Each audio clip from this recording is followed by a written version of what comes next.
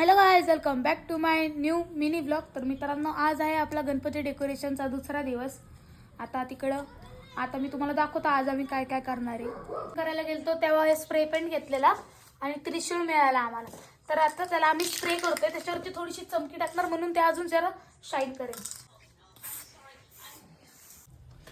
मित्रांनो, तर आता इकडे त्रिशूळवरती आम्ही फेविकॉल लावून चमकी टाकतोय. बघा किती सुंदर दिसते. तर गाईज, मम्मीने इकडं आकाशी रंगाचं कापड लावून घेतलंय. बघा किती छान दिसतंय गाईज. आता बघा इकडं मम्मी हे पेंट करते महादेवाचा रंग, आणि मी तिकडं एका माझ्या ह्याच्या झाकणामध्ये पेंट काढून ठेवलं इकडं, कारण की इकडं व्हाईट पेंट मारायचं इथे. गाईज बघा, इकडं आता बेलाचं पानचं काम चालू आहे, पेंटिंग.